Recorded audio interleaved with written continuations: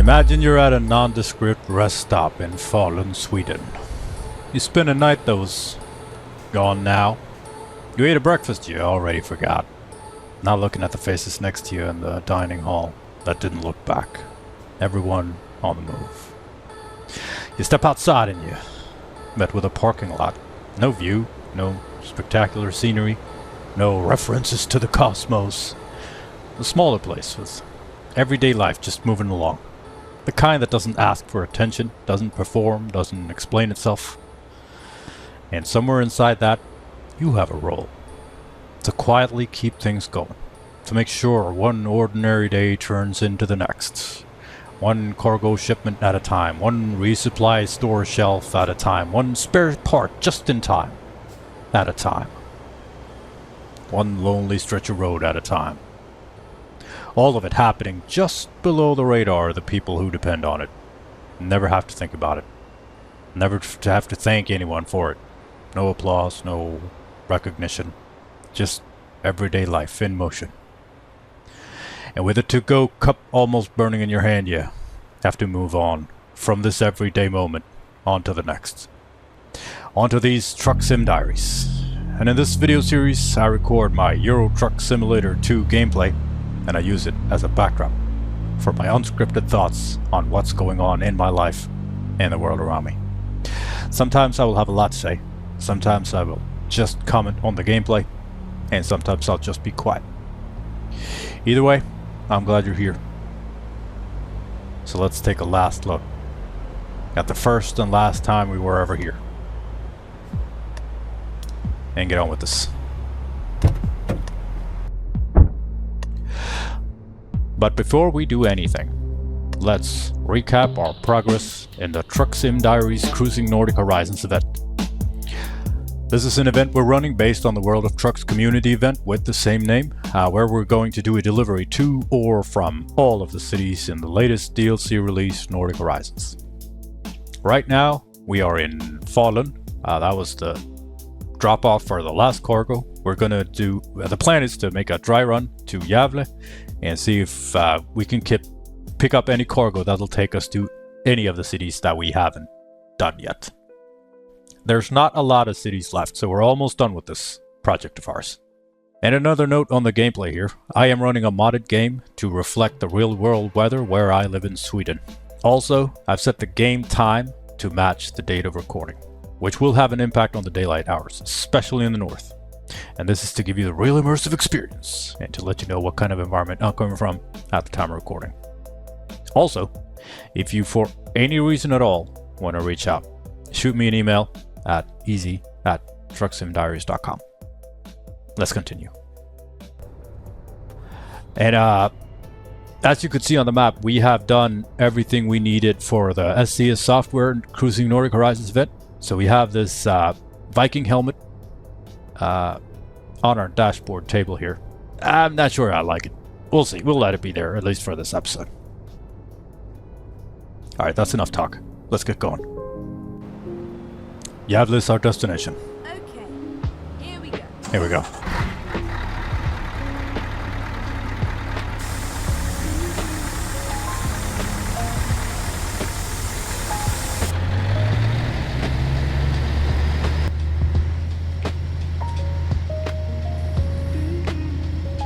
Never mind.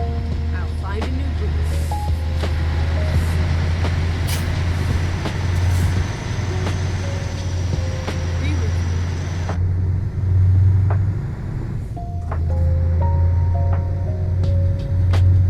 Finding a new route.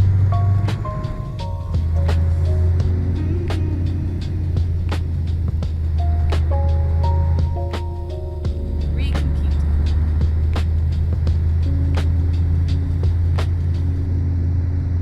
Okay, let's find a new route. At the roundabout, take the second exit.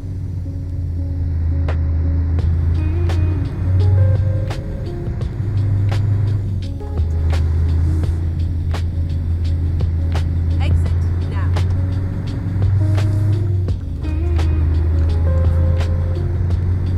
And I've had quite the quite the weekend, actually. I'm back to work. Well, kind of. Last week was Thursday and Friday was work. It was very much quiet. It's like everyday life hasn't really started yet. Right.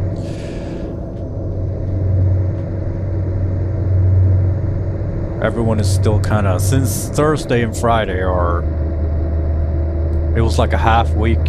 A lot of people still are on their time off. And I can really appreciate those kind of days at work when it's, you know, a little more quiet.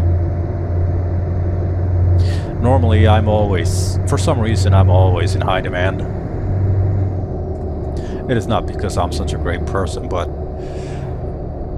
I work, I'm an electrician, and I work with troubleshooting. So when someone's in a tight spot and need help, I'm kind of the guy to go fix it. And I like it. It's a good job. However, it seems to be that whenever there's something that should be bad for business, I always end up having more things to do. Like, COVID hits, I get more stuff to do.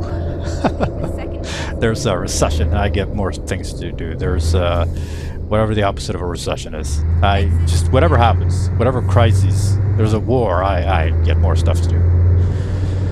So it's a nice change of pace to, you know, have time over to wash the car and just, you know.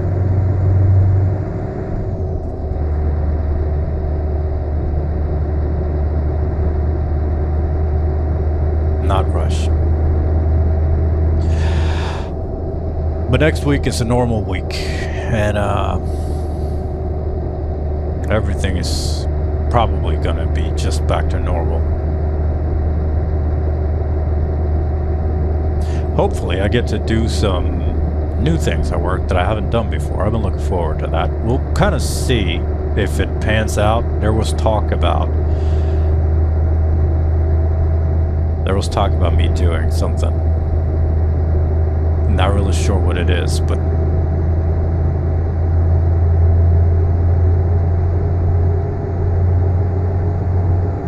I kind of like testing, and like I said, troubleshooting. That's my niche. I'm a service electrician, so whenever, you know, something's not working the way it should, I go there and I fix it. And I like having jobs that are my favorite job description. I don't want to know what I'm going to do for work, you know, tomorrow. I want to know that, you know, I start work at 7. So I don't want to know until 7 o'clock. And then it could be anything. It doesn't matter. As long as it's not the same thing too many days, at the same place too many days in a row. That's how I like to work. And hopefully, I get to do this, you know, go to this internal, I don't know, education thing that'll make me more capable. So I'm looking forward to that. I think that's going to be fun. Keep right, and then exit right. And it might let me do some, you know, testing and evaluation preemptively, Exit which right. I don't know how interesting this is, but so if you're a business to business type of installation, electrical if you're a business to business company or a business company, you need to have certain, you know, there's a lot of bureaucracy about everything needs to be up to code, and that would be preemptively making sure that everything is working the way it should through testing. And I would like to do that. It sounds like fun. But we'll see. My line of work, like I said, I just go to emergencies, so I wouldn't be surprised if come Monday it's only going to be emergencies. And there won't be any time for the testing. Man, I gotta tell you, this Keep right. Viking helmet's stressing me out. I gotta get rid of it. I feel like it's gonna come off the... Exit. Right. It's gonna come off the pole. I know it won't, but the fucking... Back and forth? Turn right. That one's not staying. Sorry, you can't love everything.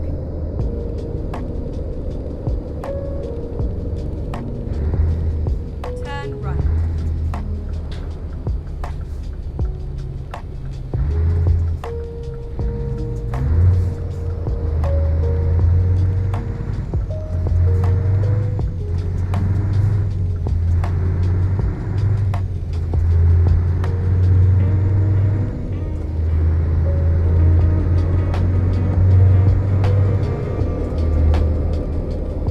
At the roundabout, take the first exit.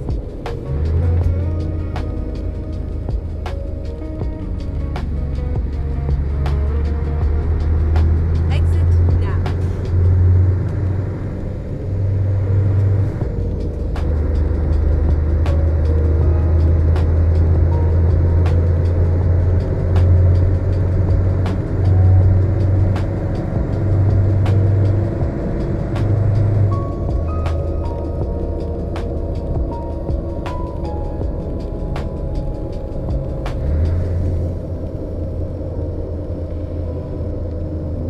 At the roundabout, take the third exit.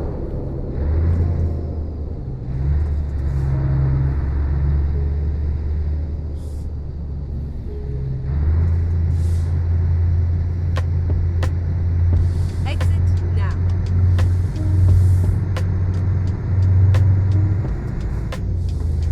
Turn right. Finding a new route.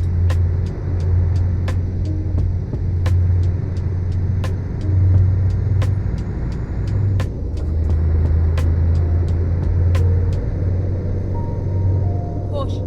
Please watch the speed limit.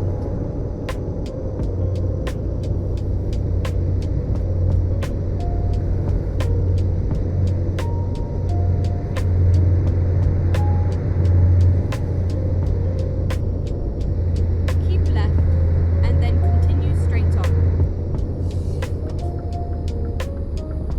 Go straight on.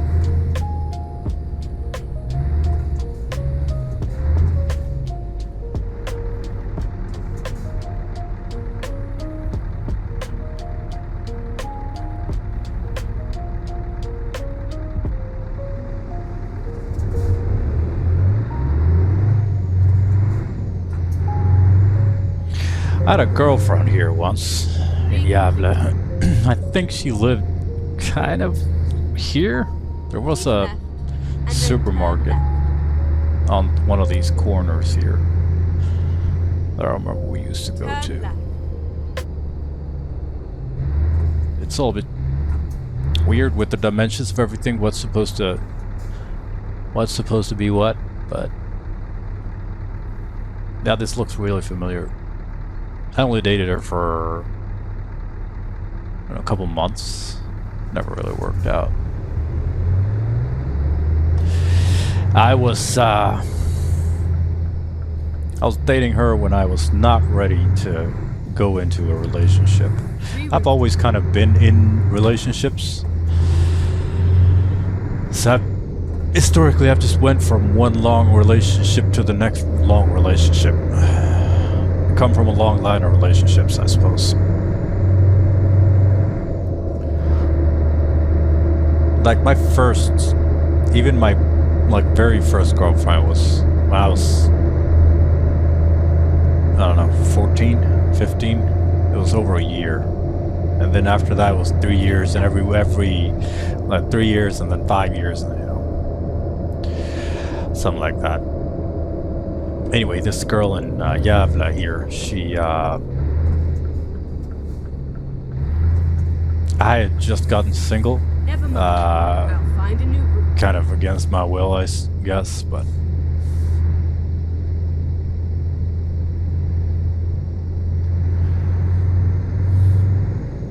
I'm gonna try to find my way to this service location.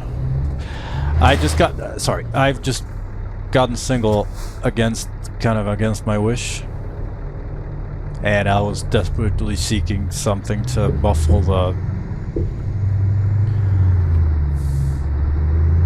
loneliness, I guess. Reroute. And of course I didn't know this at the time. But, you know, in hindsight, I knew I didn't really work out. I wasn't really there. So I feel kind of bad about that because... well, I think she was looking for... I think she was looking for someone more than she was actually looking for me. So I think maybe it's okay. You know what I mean? Like... I think she was more in love with love than me specifically.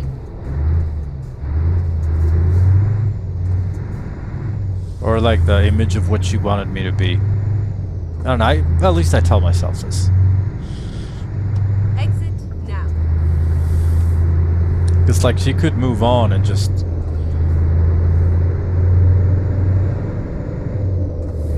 be just fine. And the next guy would be this even more fantastic thing.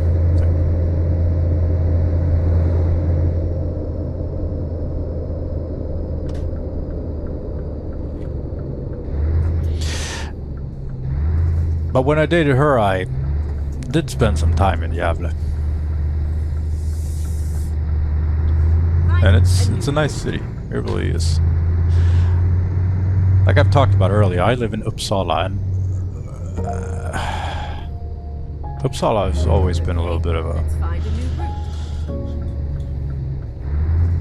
Please make a use problematic city, I guess.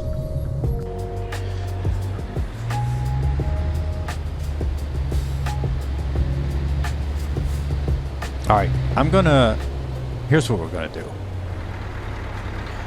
I'm gonna get rid of this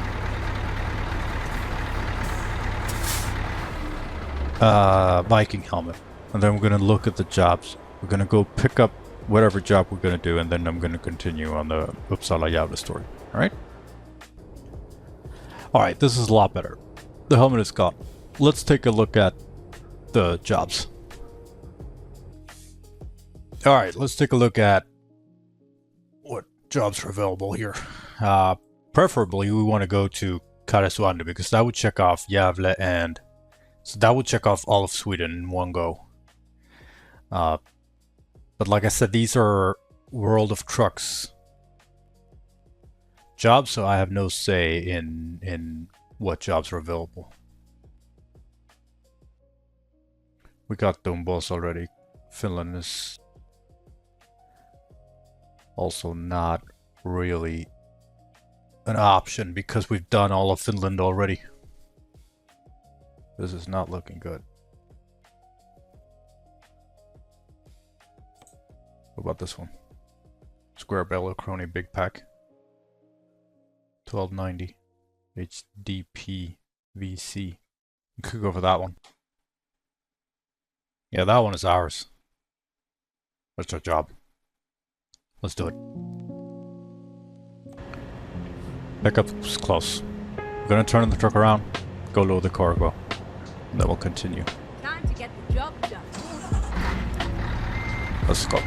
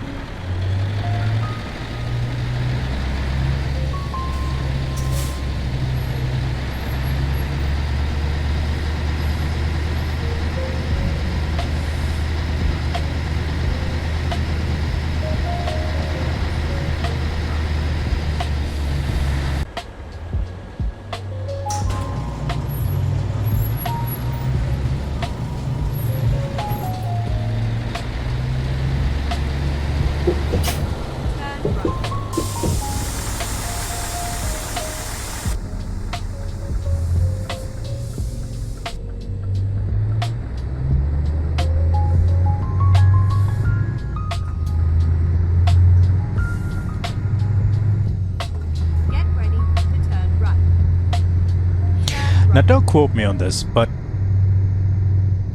I think Karesuando is the northernmost city in Sweden. And you remember how I told you how Sweden is separated into 3 regions? It is the southern region, the kind of the middle region, and then there's the northern region. And the northern region is more than half the country. And the middle region is kind of where Stockholm is. A lot of people live here. And then this southern region as well, because the southern region has 2 of Sweden's 3 largest cities. So a lot of people live down in the country. Not a lot of people live up in the country. And this northern region, the southernmost city in what is called Norrland, which translates to the northern land. The southernmost, the northern land stretches from Gävle to Karesuando. That's pretty interesting.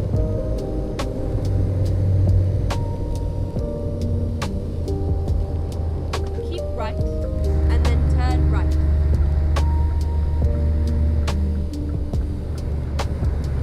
Turn right.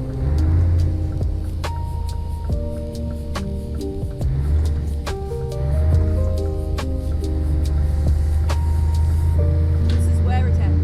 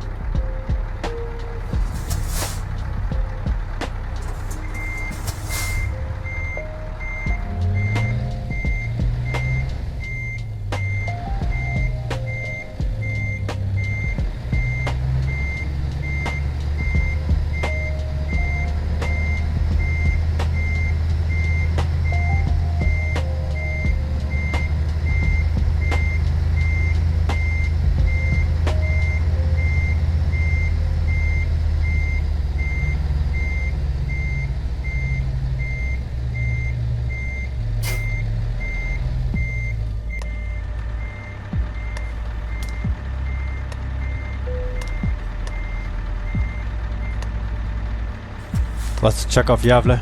Load this cargo. It is snowing. The cargo is loaded. Let's hop outside and take a look at it. This one is a lot bigger than the last one was. This is... The last one was a round baler. This one was the square baler.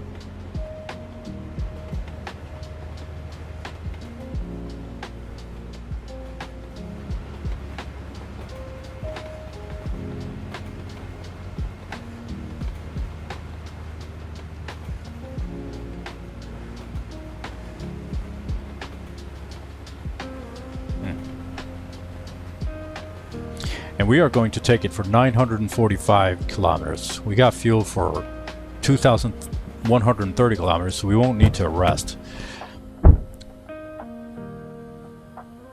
ETA is 16 hours and 11 minutes of in-game time. We need to rest in 10 hours and 40 minutes. So we're going to plan our rest stop right now.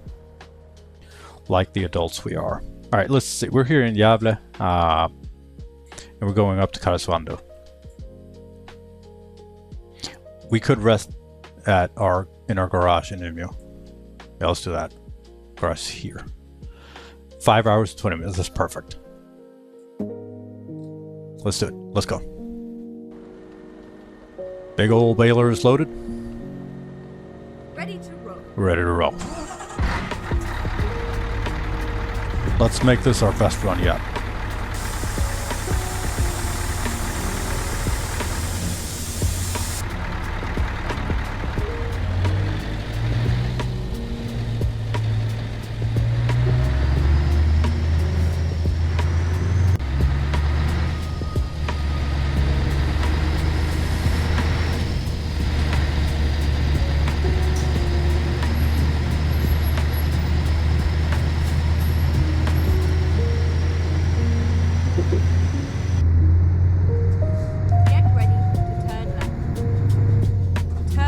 Alright, so what was I talking about? Uppsala versus Gävle. Or, well, rather, Uppsala versus cities like Gävle.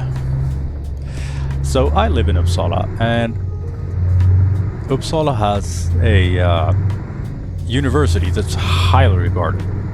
And it's, from what I gather, it is a great university. A lot of people temporarily move from other cities in Sweden to Uppsala to go to the university, and a lot of people move from other cities in the world, like other countries in the world, to study at the Uppsala University.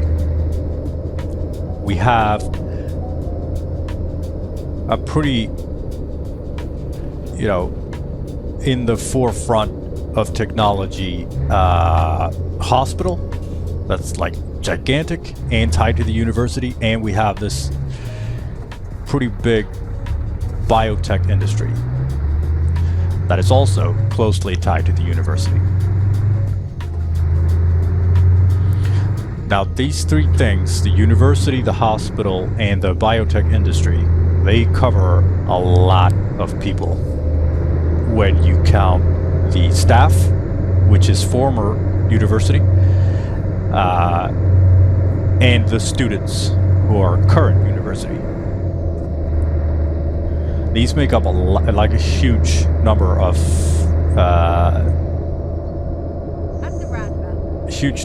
the population of a huge part of the population of Uppsala. Even though they might be for the students. You see how the trailer's warning things stick out a lot when this cargo is loaded? I don't know why, but I think it's gonna be trouble. You know how I said it's gonna make it? I'm just gonna try to make this the best one yet. I feel like I'm gonna chase that. Let's do the best we can here with what we have. I feel like this is gonna be a problem all the while here. Anyway, now, this university, they have the education is free in Sweden. Right. So the classes themselves and the university degree doesn't cost anything, which is great. And we have very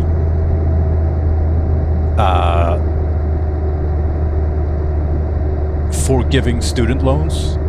There's almost no interest, and you have pretty much your entire life to repay the loan, which makes it a very feasible thing to do, to study at the university in Sweden. I wish I did. I wish I had the adult, when I was young, I wish I had the adult guidance to get me to go to the university. Unfortunately, I didn't. I kind of wish I did. But the university has always been existing kind of parallel to my life, because there are huge parts of this city which is only students' housing. Like, it's blocks and blocks of only students. And only students have access to these contracts. So only students live there. And there are also more bars that are for students than there are bars that are for non-students in my city. I think that because the food and the alcohol is heavily subsidized, so it's very cheap for the students to go to these bars. And I assume it's to make sure that they are, that they can have a social life. Otherwise, having a 5 or 8 year university, education, you won't be able to afford. That's the thing about the student loan. It's not a lot of money. It's enough to get you a place to live and something to eat, but you don't have much money besides that. So they have these bars where they can buy cheap alcohol and have fun and mingle. That's great for them.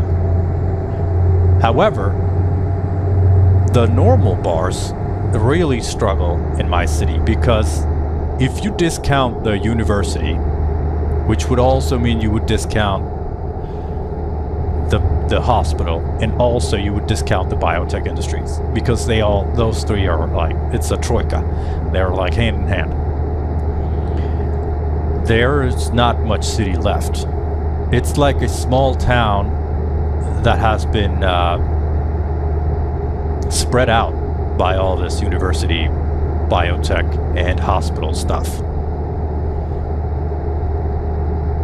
And like I said, the bars are struggling, so they can't, because the students only want to go to the student place. It's like less than a third of the price for a normal bar. So why would they ever go to a normal place? The consequence of that is that for us who aren't university, we will never, the two worlds exist parallel to each other, but they do not interact at all. Barely have I even talked to a student, because they just exist in my city for a couple of years, and then they move on, and then new ones come in only for a couple of years, and then they move on. And that's fine, that's fine. But the problem is that the focus of the city has, for my entire life, been like, no one really stays here. Everything is temporary in Uppsala. There are no arenas, there are no good restaurants, there are okay restaurants, but there's nothing spectacular. There's nothing like, what are you going to do when you come here? We have a really old cathedral, that's pretty much it. And then there's the history of the university and the history of the hospital. That's it. So, it's not the most interesting place in the world. Also, the last thing that's kind of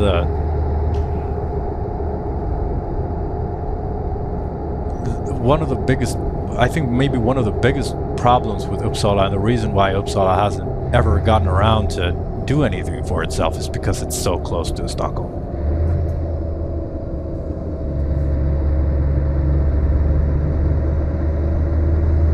Because it's like a 1 hour drive or 45 minutes on the train, and you're there. So Uppsala doesn't have to build arenas. We don't have to build get many good restaurants. There's no incentive for it. Our city center is one of the smallest I've seen so Uppsala is Sweden's 4th largest city, with Stockholm being the biggest, Gothenburg being the 2nd biggest, and then Malmö being the 3rd biggest. And it's like a huge difference in size. Like, it is fucking wrong to compare the two cities. This was a little stupid, but I tried to avoid the crash. The cop would not like this.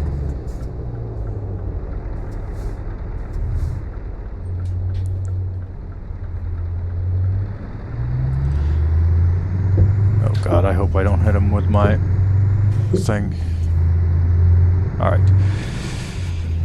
The thing is that I don't want to go to Stockholm every time I want to eat at a restaurant or meet new people. It's too much anxiety in Stockholm. It's too anxious. It's just too much. It's that the tempo's too high.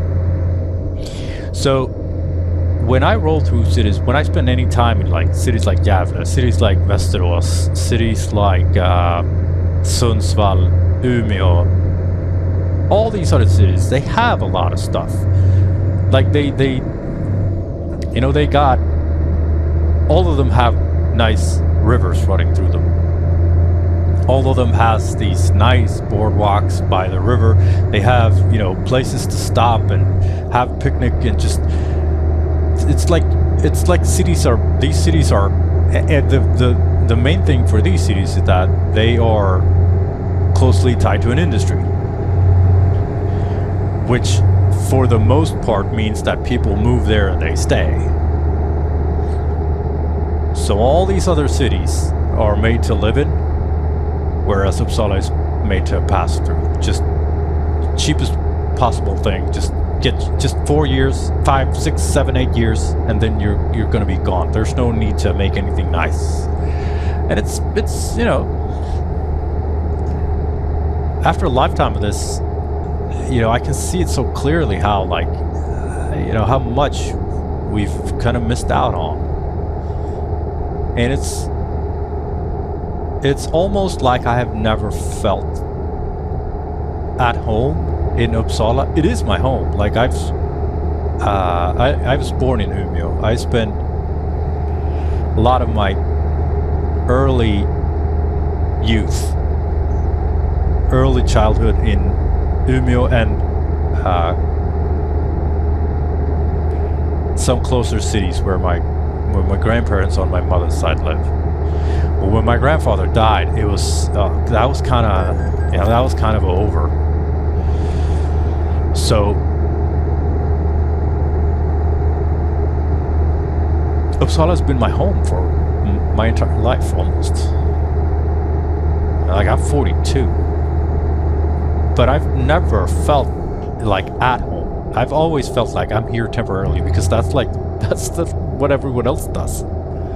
It's like, I don't know if it kind of rubbed off or... I got no clue why,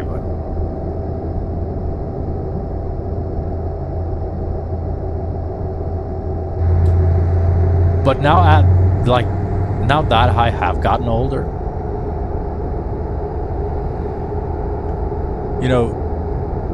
it's kind of dawning on me that, this is where I'm from.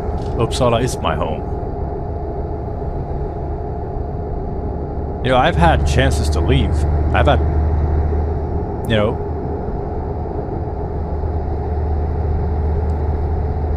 but I didn't. I stayed.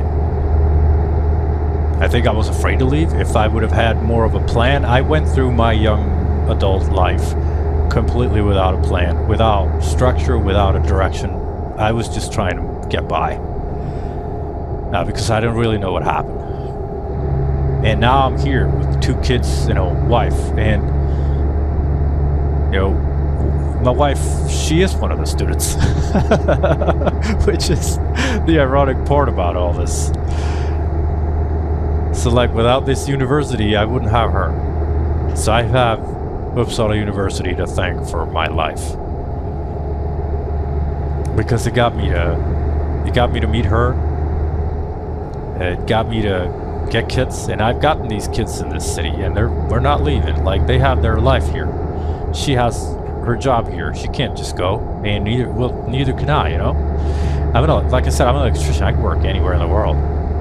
Well, I can work anywhere in the country at least. But I'm not going to do that. Cover your ears, honey.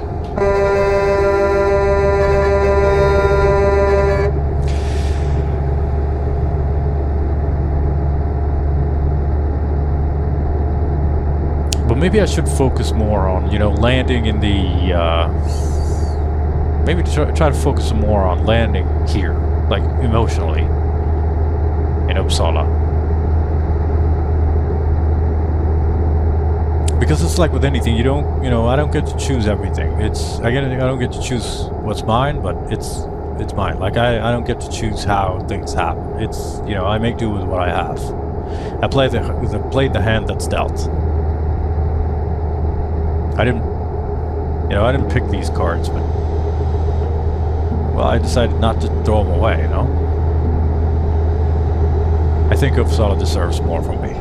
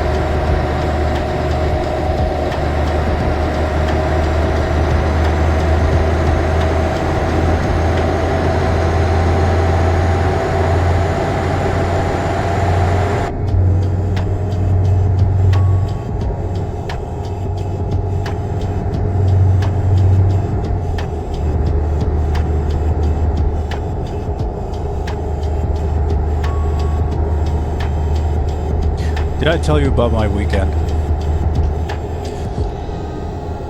It was quite the eventful weekend. I am exhausted from this weekend. There was no rest. Caution. Please watch the speed limit. Like I said, we still have a lot of snow. Like there is so much snow. It's not even. It's just so much snow. Is a lot more than what's here. We have. So I decided to early Saturday morning. I was up at 6 a.m. to go on a hike, and I went on a hike like as if there were no snow, but there was a lot of snow.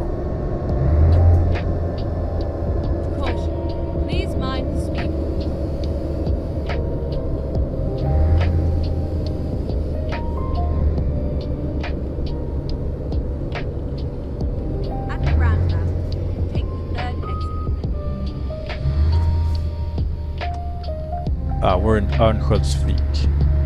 We need to pull in on the rest stop. I can't just move past here. Make a U-turn.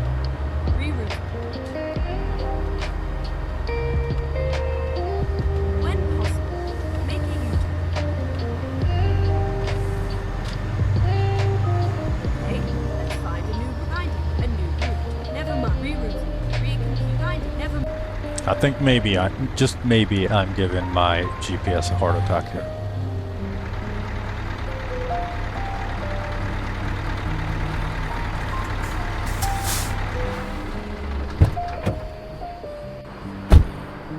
We don't need gas. But the rest stop, this gas station here, when I drive here, when I'm going up north, I always stop here, so I don't know. I can't just... It is not a service location, it's a gas station. So you would go in here, you would buy some coffee or whatever for the road, and then just keep going. Look at the ski slope.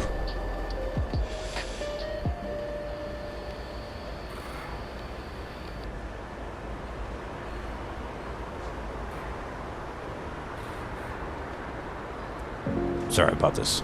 We're gonna keep going.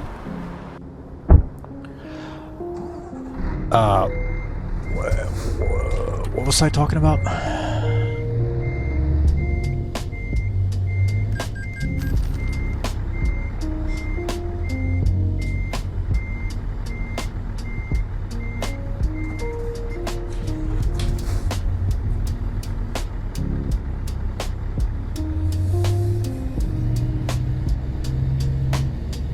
My weekend.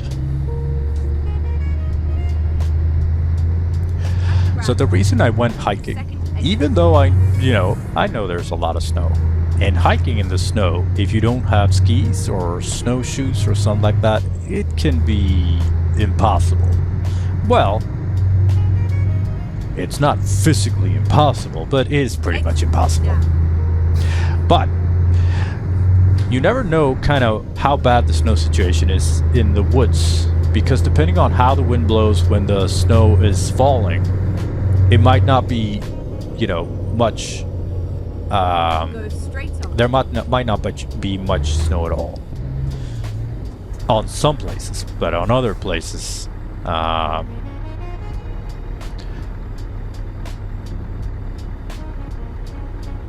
there's, there might be enormous amounts of snow that blew from one place to the other. So I figured, I can go. I can go find out. I can go for a hike. It'll be fun.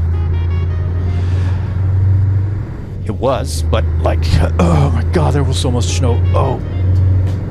It was, it went from ankle high in some places to over knee high in most places, and that's not, it's not really doable for any length of time.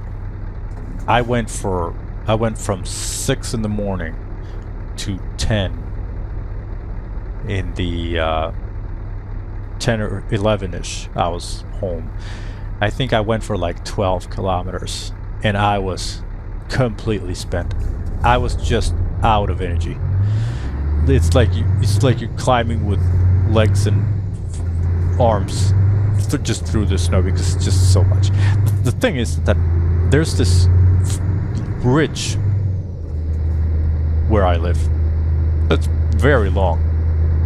It runs the entire length of the town and more, so a lot of my normal hike is up on this ridge. And normally the top of the ridge, that's where the wind blows the hardest, so normally tops of ridges don't have that much snow, because the snow kind of blows away from the top and it ends up on either side of the ridge, depending on where the wind was coming from. But I guess there was no wind when this was snowing, because it was just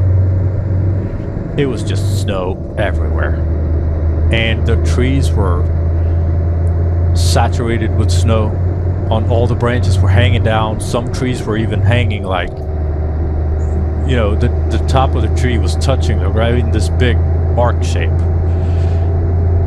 Navigation was really hard. Thankfully, animals use the same trails as I do, so for a lot of the hike, I could use the animal tracks to find where the trail was, because it was hard to even see. Also, it was negative. I think when I stepped outside, it was negative 17 or 16 degrees Celsius. So it's like substantially cold. And so I went for 10K. And then I was like, yeah, I needed a break. Bad. And I stopped and dug myself a little place to sit in the snow. And made a hot cup of something. And my burner, my gas, it was not performing, so I couldn't even bring the water to boil with the burner.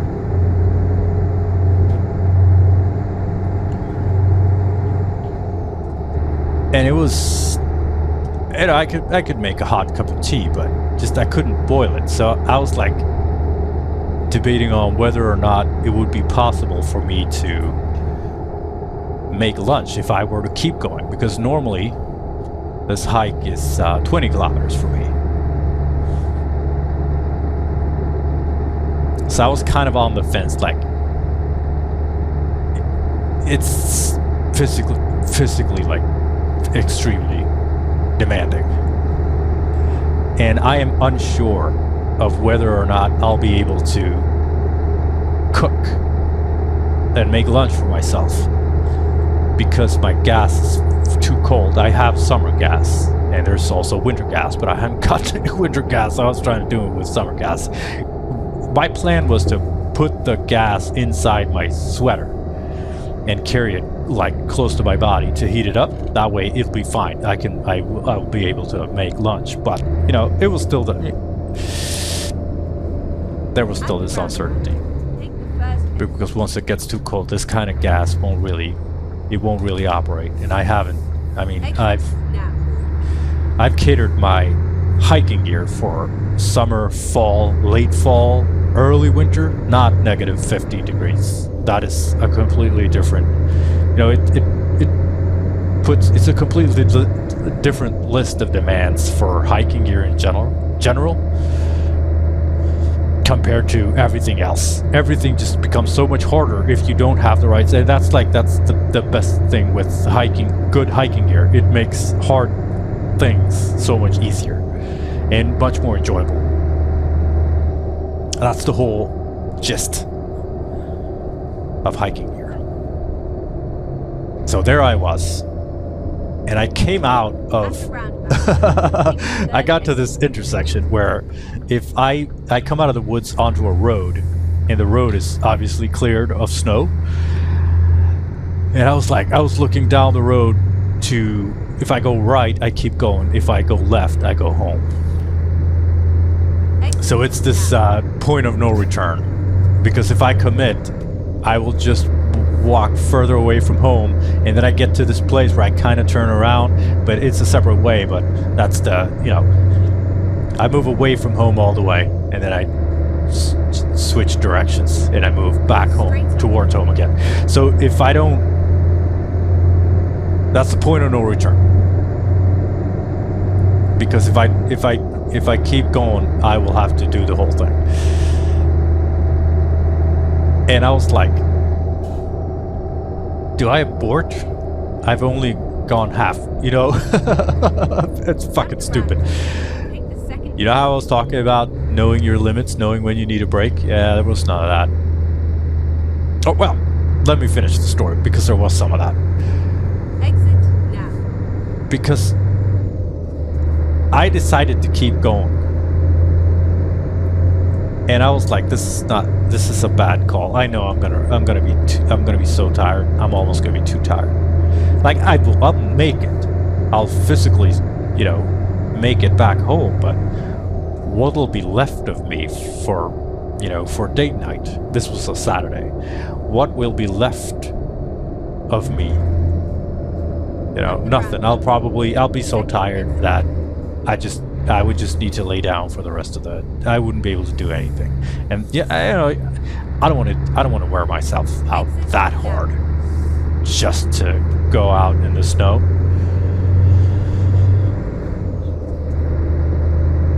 And I got a text message from my car. My wife was taking my kids to their activities. And I got a text message from my car that was like, there is something with the electrical system of the car. just FYI. And I was like, I don't know what this means. And my wife's away with the, if I keep going and they are in trouble, I would have to walk all the way back until I could come get them, you know. So preemptively, I was like, that's it, you know, I'm calling it off. I'm turning around, and I went home. And which is a good thing, because halfway home, I was at the, you know, what I've been talking about, the 80% energy level. I didn't know how little energy I had left until I was halfway home, and I was like, fuck, I'm out of energy. There's nothing left of me. So when I got home, I was properly spent, and I was really cold. At the roundabout, take the first exit. Alright, we are in Umeå. We are going to pull in for a rest Exit at our... now. Oh god. Did you see that?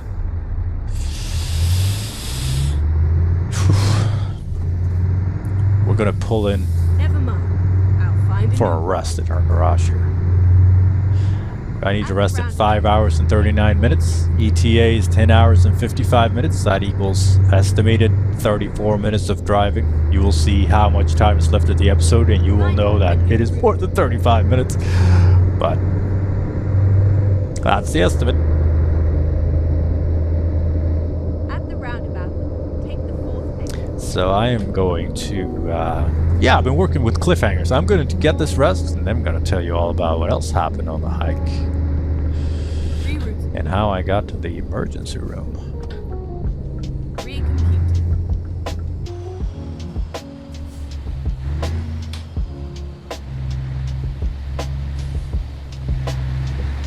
Never mind. I'll find a new route. Make it easy. Find a new route.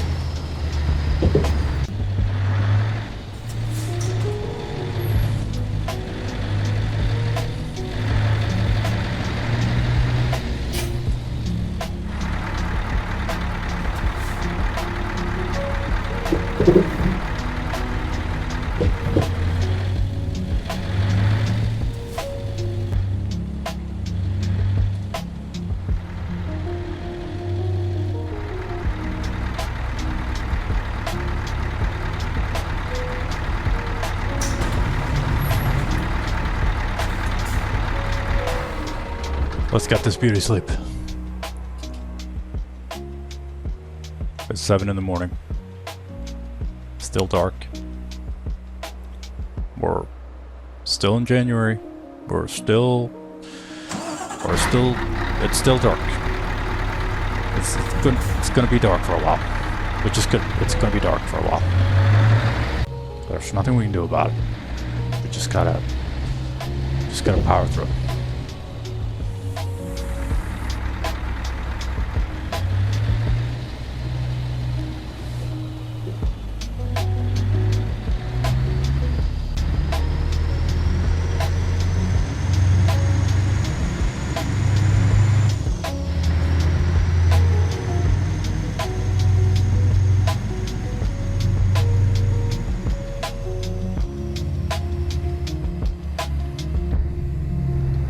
Alright, so one more thing happened on this hike. Now I told you that the trees were hanging low because of the snow. The snow collects on the branches of the trees, and if there's no wind, the snow will kind of, like I've told you earlier. I'm teaching you everything about snow here. The longer the snow stays, the heavier it's going to get, because condensation is going to stick to the snow and it's going to freeze, therefore trapping more moisture, which will freeze, making the volume of the snow or ice bigger, and it'll weigh the trees down. So these trees are hanging down, and I can't see, and sometimes I have to fight my way through trees and branches and twigs and stuff, just to find my way through on the regular trail. Well, one of these twigs, smacks me. You know how when you push them aside because you want to move past, and sometimes they kind of, Exit now. I don't know, snap back? Well, it snapped me right on the eyeball. So I didn't see it, so I didn't blink. Like, it actually hit my eyeball, and it hurt like... it hurt a lot. You know how when you stop and make a Peter Griffin? Because it hurt so much? If you don't know what that is, Google Peter Griffin hurt. It's a Family Guy reference. And there were a lot of tears.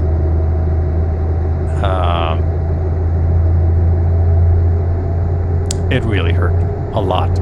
So I had to stop and feel sorry for myself for a couple minutes. And then I moved on, and I didn't think much more about it. Because that's happened before. Like, you hit something, you get something in your eye, it hurts for a bit, and then it's perfectly fine. Well, I get home, I'm tired as hell.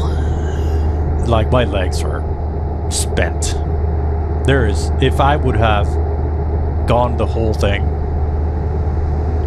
I would have been...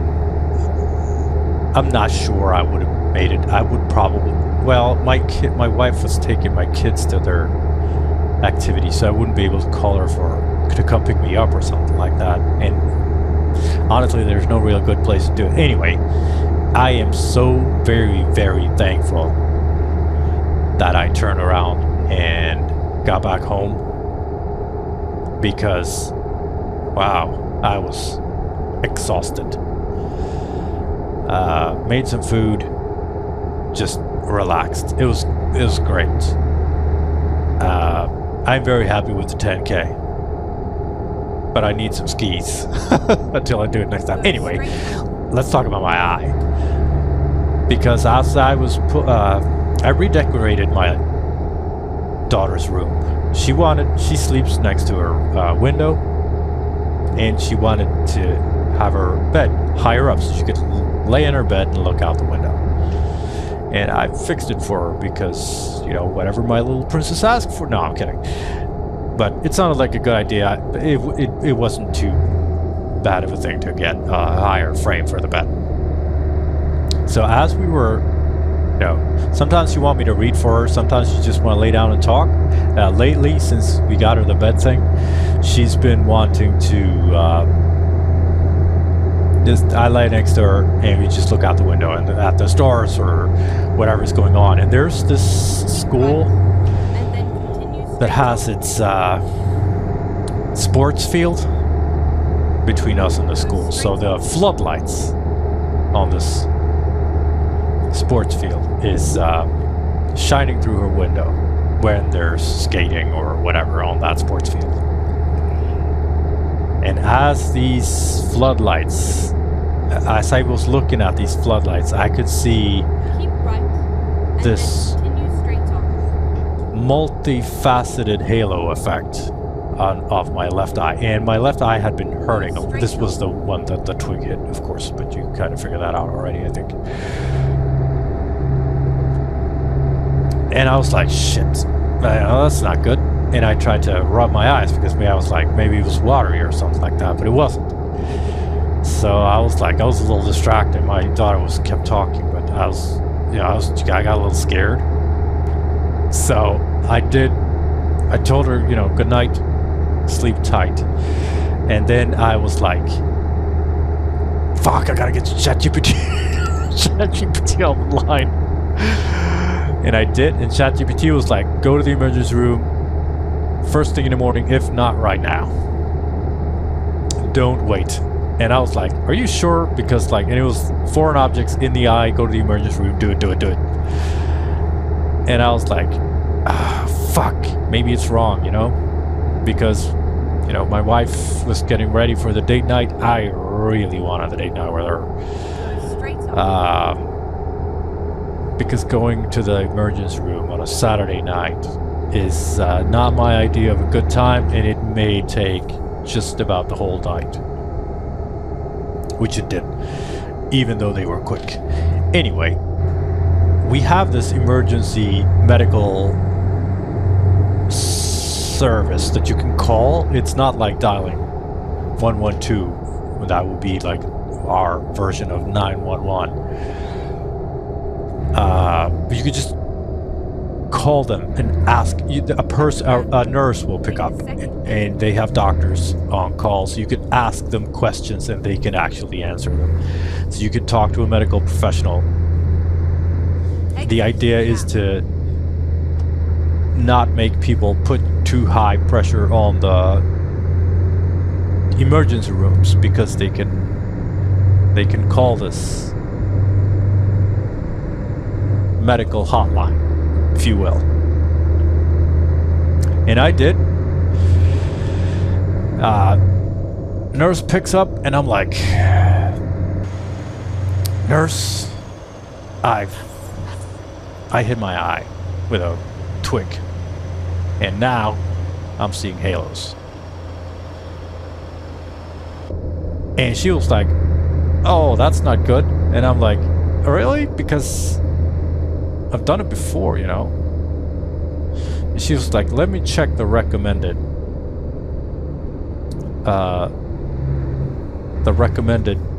actions.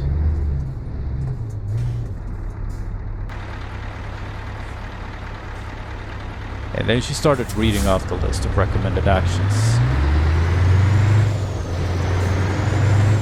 And she was like, if foreign object hits eye at any speed, emergency room immediately. Just exactly what ChatGPT said. And I was like, well, you know, I'm not totally stupid. So I was like, well, emergency room it is. Because if ChatGPT and the emergency medical hotline says go to the hospital, I'll just go to the hospital, because I will assume that that's a normal thing to do. So I broke my wife's heart and I said, honey, I am leaving you for the hospital. Got in my car, drove the 35 minutes it takes to drive to the hospital from where I live. Fucking get my car into a parking lot, go to the emergency room, take a waiting number, sit there and wait. And the nurse that I think so when you come to the emergency room, if there's, you know, if you're bleeding, they will see it and act immediately. If you can take a number and sit down and wait, you will have to sit down and wait. Which I did.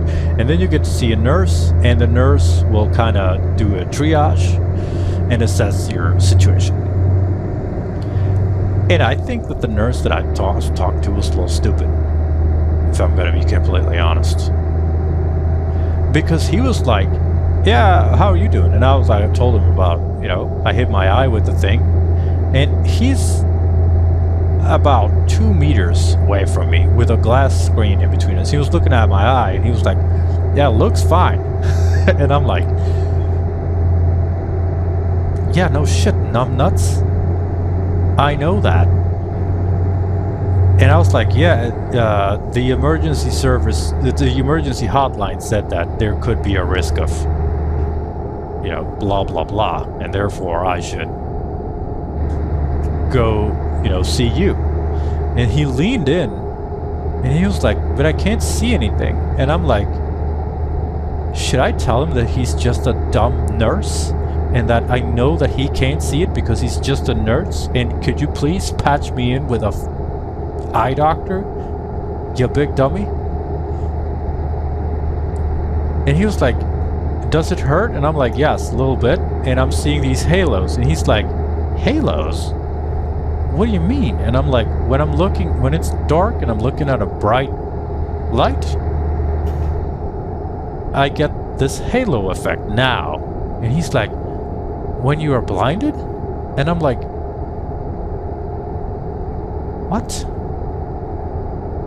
What are you talking about? Do you know do you not understand that I get an effect after getting a light shining into my eye that I didn't before I hit my eye with a branch? And he's like, so you're not blinded? And I'm like, what? And he's like, I'm gonna call the doctor. And I'm like, thank you, thank you. And the doctor was like, yeah, he needs to have his eyes checked, but he's not gonna do it here. He needs to go to the other emergency place. So I went to the other emergency place, having wasted 1 hour, and had to do the same thing, take a number, sit down, explain it to 3 different people. That took, you know, it was pretty smooth. There weren't a lot of people there. Doctor came, looked into my eye, and I told him that the emergency hotline told me to go see him, and he said that was a good call. And I said ChatGPT also told me that I should go see you, and he said ChatGPT is going to replace me any day now. It knows what it's talking about. And I was like, all right. He seemed a little sad, but yeah, so that was, the eye is fine. It was just swollen from taking a hit, but it was, you know, now I know, you know. So I came home just in time for bed, just went to bed, just fucking. That was the entirety of Saturday. It was eventful for sure, but like, you know.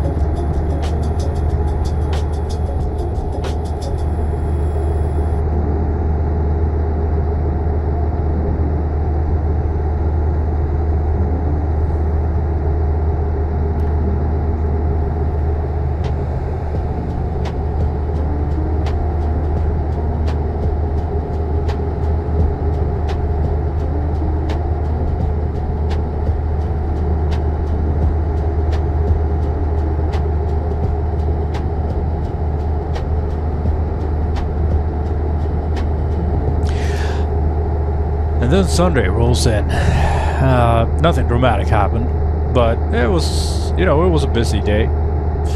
We had a birthday party for my daughter. My daughter's birthday party was, she's turning 10. And I'm adjusting to that reality, like, it's 10-year anniversary for me being a parent. Get ready to turn right. That's pretty crazy. And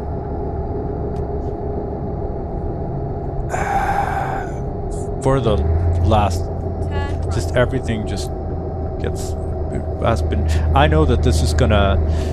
I know that this trend that we've been having the last couple of years, where everything with my kids has just gotten so much easier as they are growing older. I know that will change because it'll be teenage years, it'll be worry, it'll be, you know. But we're in a pretty good streak now. I am so proud of my kids.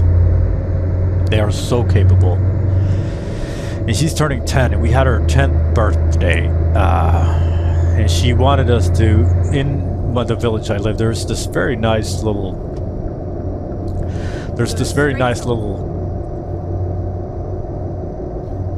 location. I don't know what to call it. It's a pretty big house that has like a little kitchen and big rooms where you can have like you can rent it to have a parties or celebrations or dinners or whatever, stuff like that. So we did that. It was about, I think it was like 12, 13, 14 kids or something like that. And they are all so very nice kids.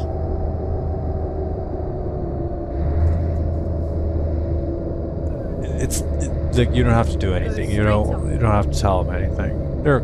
It was mostly girls, but some boys as well. Some of the boys can get, they're not bad at all. You might need to tell some kids to not climb on a wall or whatever. But for the most part, it was a great birthday party. Go straight up. But it takes a lot of time. It's the whole day is just cleaning, cooking, ice cream, and but everyone had a great time. And I played bingo. So I bought this bingo wheel with little balls, and you twist it and the ball, and they had their little. Yeah, it was fun. We had a lot of fun. The whole day was great.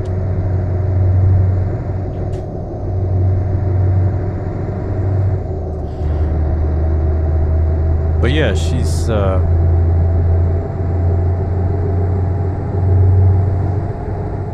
about to be 10 years old.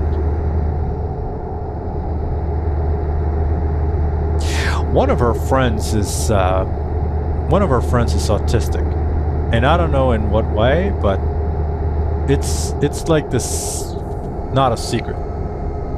This kid knows it. She's diagnosed.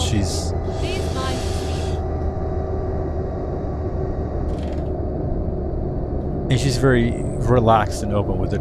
All of the kids are. Like, they all know it. Everyone knows it. It's just like how she is.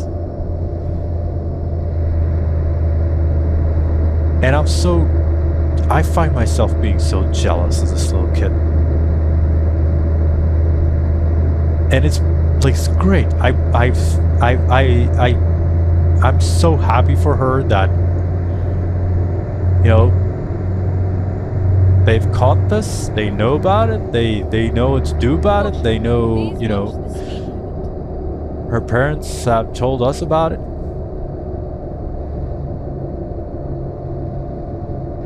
School knows about it.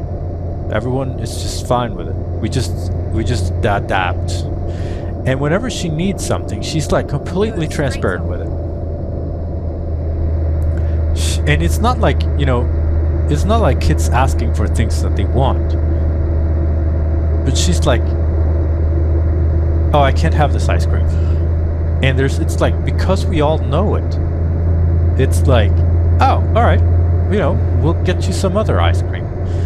It's like, whenever we do something for her, and it doesn't work for her reasons, she can be like, oh, I'm sorry, this does not work for me.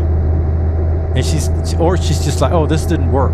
Like, I couldn't do this thing. I couldn't eat this thing. I couldn't, And it's just like, oh, well, we'll do something else then. We'll pick something else. We'll just, it's not a big deal. We'll just do it. And I so badly wish that I could have. I just so badly wish that I could have that she's not going to be able to have that for the rest of her life, but going forward, like, she's way more relaxed in herself than many adults are, including myself. First and foremost, maybe. But I find myself being so jealous because it's so easy for her to just be like, oh, this didn't work. And it's just like, it's not a problem. It's just there. That didn't work.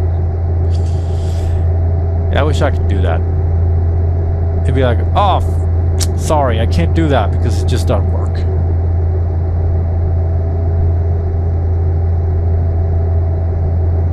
She is my spirit animal.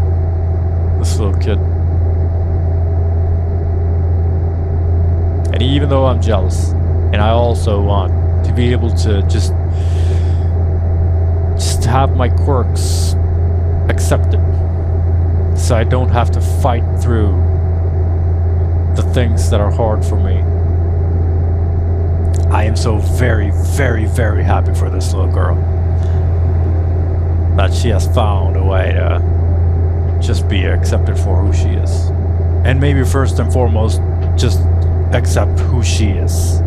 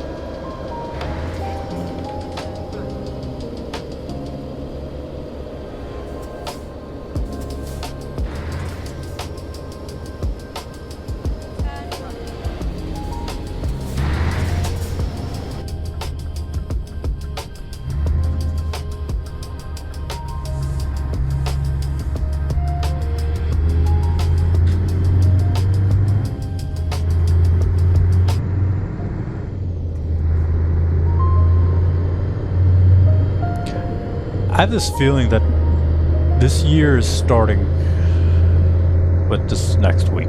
We're almost in the middle of January already.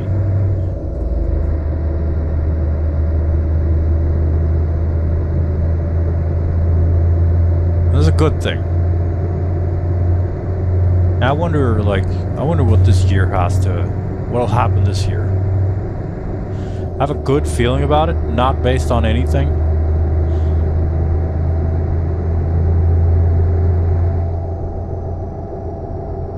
I was looking at the weather forecast though, and I have this, I keep going on back and forth with this. I have this very, my relationship with snow is problematic. Because we didn't have any snow for the entirety of December, and I was a little sad about it. And then the snow came, and I kind of wanted to go away already. Everyone else is so happy about it. It's beautiful. But like, and looking at the forecast, at the end of next week, we're going to be in the, going to be above freezing temperatures for multiple days, and it might rain. And if we go above freezing and it's raining, the snow is gonna disappear very fast, because we didn't have this, we didn't have a, it wasn't cold for very long, which means the ground underneath the snow isn't frozen for very deep.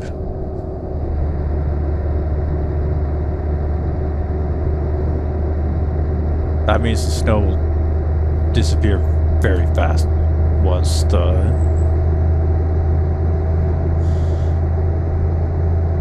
temperatures go up. And a part of me is like, yes, finally. It's not been 2 weeks even, but I'm already pretty done with it. But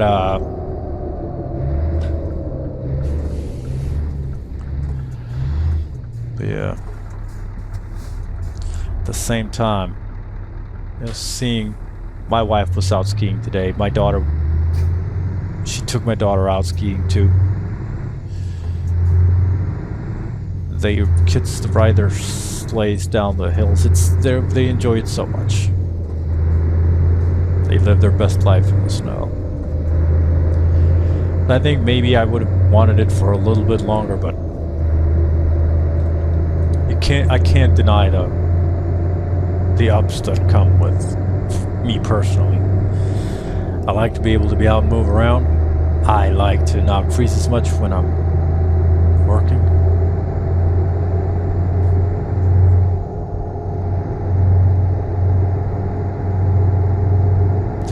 And maybe I'll just let it,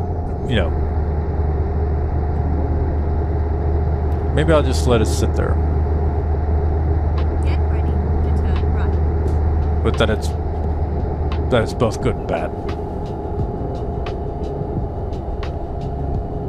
Turn right.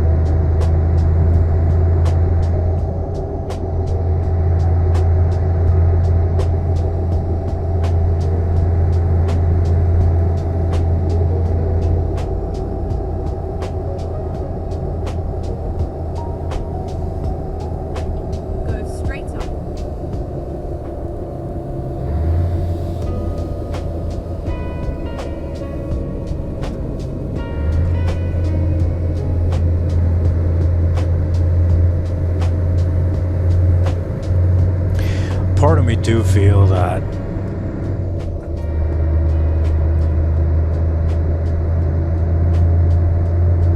I wanted some more rest.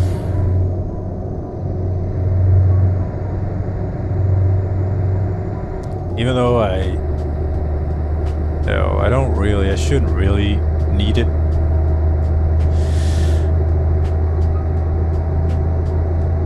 My winter holiday was amazing. There was a lot of rest.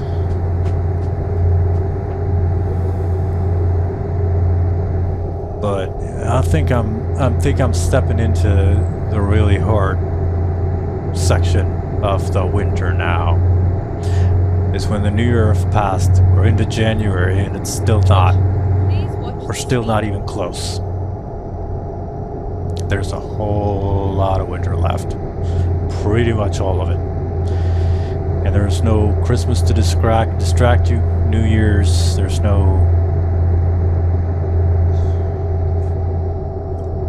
nothing like that.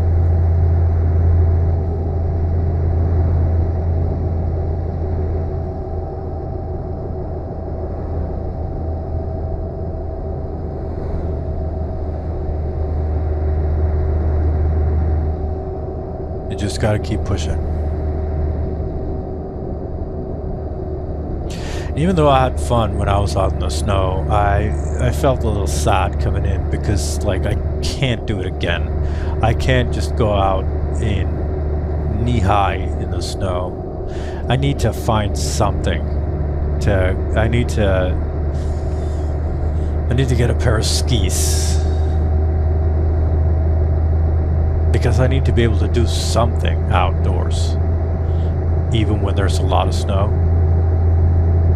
I'm not super psyched for skis. I don't really have the money for it. I won't be able to do it this season.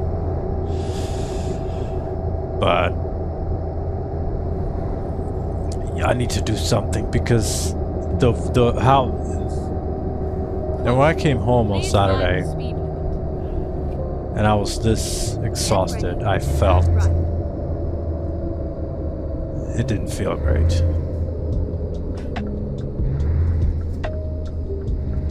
Turn right.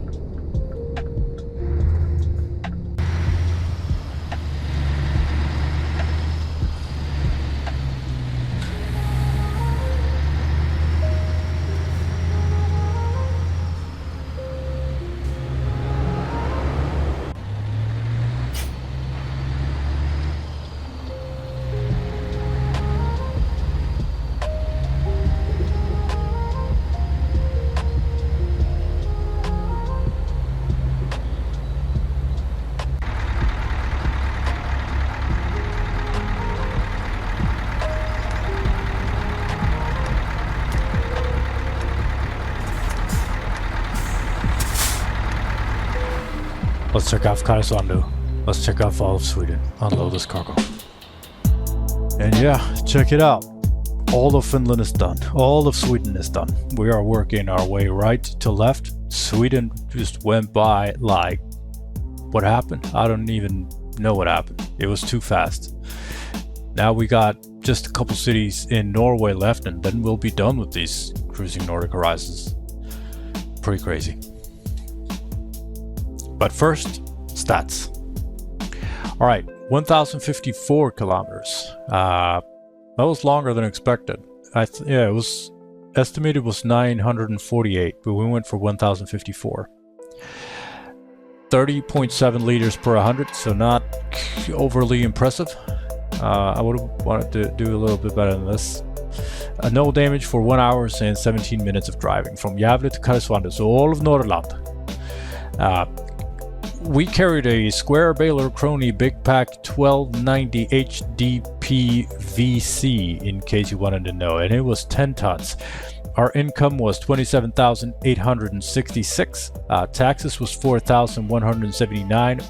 One credit of toll gate when we were driving over the bridge in Sundsvall, and then fuel cost landed at 602. Revenue was 23,802 credits.